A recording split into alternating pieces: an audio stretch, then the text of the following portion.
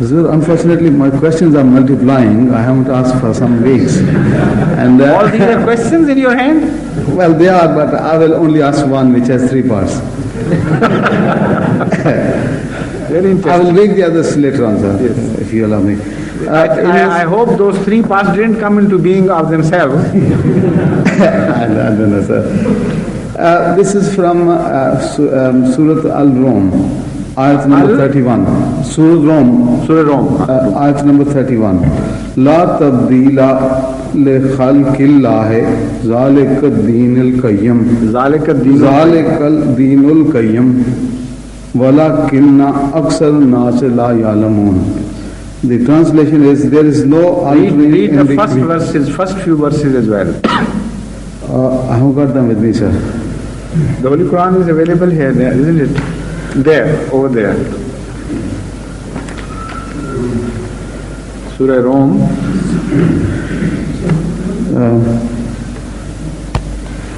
Sorry to. Room or Rome? Is it pronounced room? Room.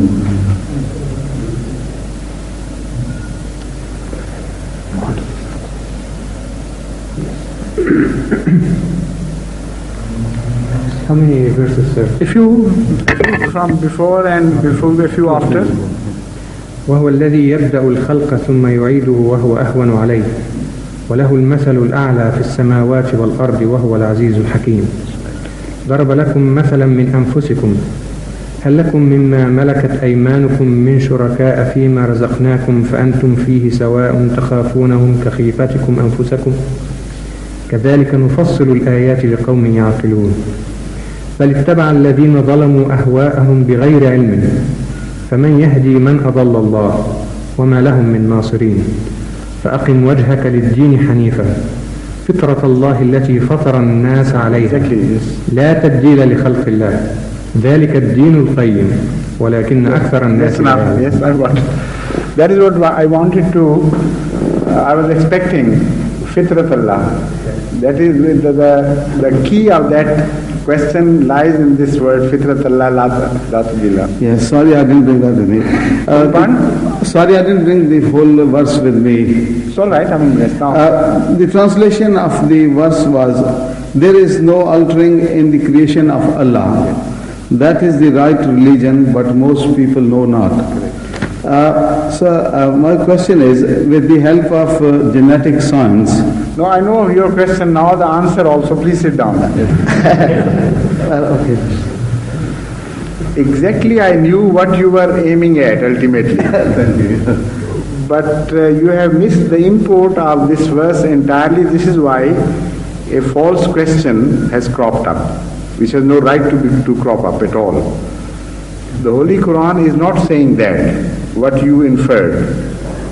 On the other hand, the Holy Quran itself declares as a prophecy that under the influence of Satan, people of future would change the creation of Allah, Khalqullah.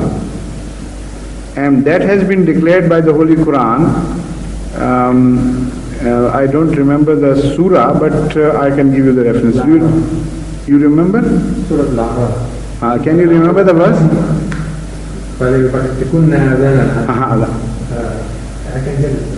Yes, you can get it. So, what you have inferred from this verse is positively wrong, because other verses of the Holy Quran throw light on this subject and tell us that under the influence of Satan, people of the future world will interfere with the creation of Allah and will somehow succeed in changing the creation of Allah, which will ultimately be wrong for them, ultimately be bad for them. This is the inference from that verse. Now the verse which we have quoted is speaking of fitrat Allah allati fatara an-nasa alayha. Allah has given man a nature, and the religion which Allah has revealed is born out of a special reference to that nature. It has a direct relationship with the creation of God. So it exactly fits in. No other religion will fit exactly with the nature of man, because nobody except Allah knows the nature of man. And Islam is that final religion and complete religion which in every aspect of human nature has a counterpart to fit in. That fitrat, human nature, cannot be changed by anyone. This is a challenge by the Holy Quran. As long as that cannot be changed, the religion which fits in with that nature, which meets all the requirement of that nature, cannot be changed. So this is a proof of the eternal message of Islam. Because it has a direct relationship with the nature of man, as long as the nature of man cannot be changed, this religion does not require to be changed. ذَلِكَ الدِّينُ الْقَيِّمُ. This is what the Holy Quran says, not the right. Qayyim does not mean the right. Qayyim means not only right, but also one who is lasting, which cannot be changed. So fitrat Allahin, what was the verse? Fitrat Allahillati fatara an-nasa alayha. This has a direct relation with the second verse which you quoted. Zalika dinul qayyim. So qayyim means one which cannot be destroyed, which cannot be tilted, which cannot be removed from its mooring, and which is constant, which is straight in itself, and which also has the power to straighten others. So because this deen is related and completely coincides and tallies with human nature, so it cannot be changed. It will remain forever. That is qayyim. Could I carry on with the second part of the... The first part has fallen. Yeah. How can you build the second part on the fallen part? Oh, sorry. Pardon? I say the first floor is already collapsed. And you want to build a second floor on that collapsed floor? No, sir, I'm sorry, I was not ready with the full verse of the question. You very rightly pointed out I should have quoted the earlier verse, to get my answer sorted out. You see, sir, it's only a couple of weeks ago, the doctors, the clever doctors they call themselves, they changed the heart of somebody and put baboon's heart in him. I wonder how these things fit in with these verses. I mean, these verses have no relationship with that phenomena you're quoting.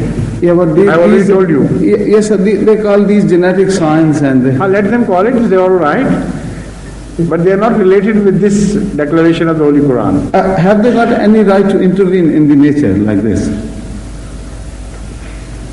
Just a minute. The point is, to change the creation of God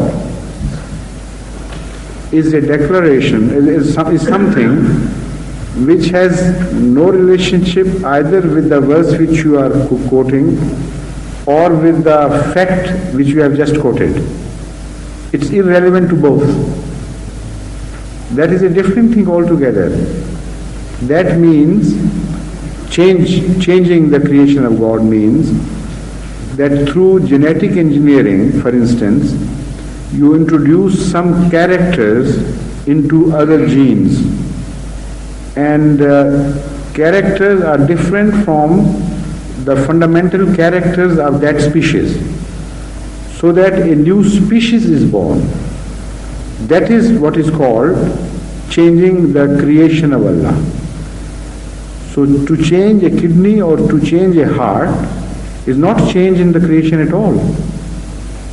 It is on sustenance of some life, that is all. Because when you change the heart, the person does not begin to behave like a baboon. Or if you borrow a kidney from a pig and implant it to a human being, that human being does not change his character. His nature is not influenced in the slightest.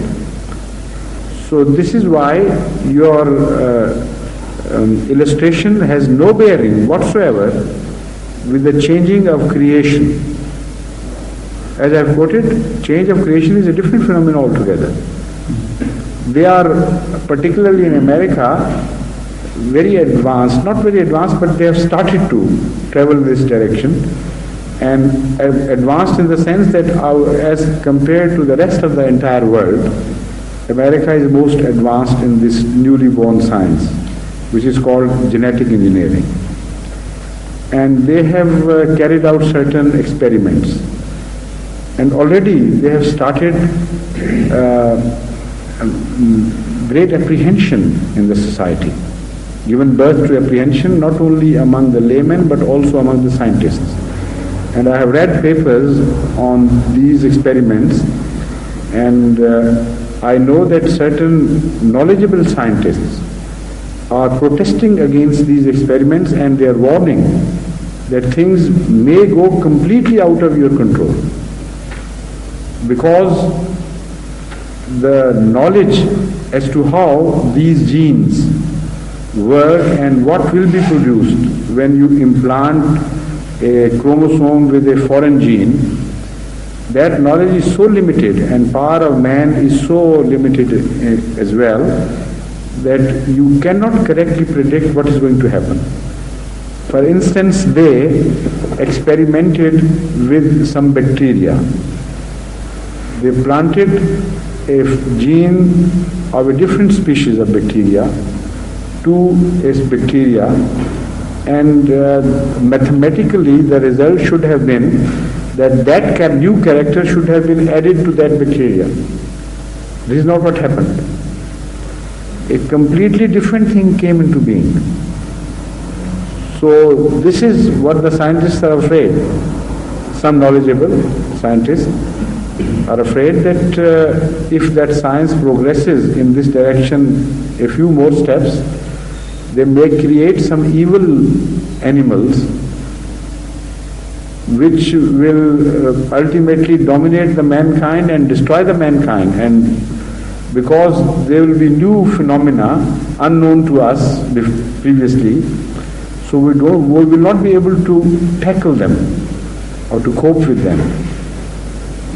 And out of all the prophecies that the Holy Quran has mentioned about the future progress of man, this is the only prophecy in which there is an element of reproof, display, because this intervention in the nature and the creation of new things is spoken of in the Holy Quran, or that you will do in the manner that is obviously an expression of display here. The Holy Quran tells us that at the behest of the Satans, they will begin to do this.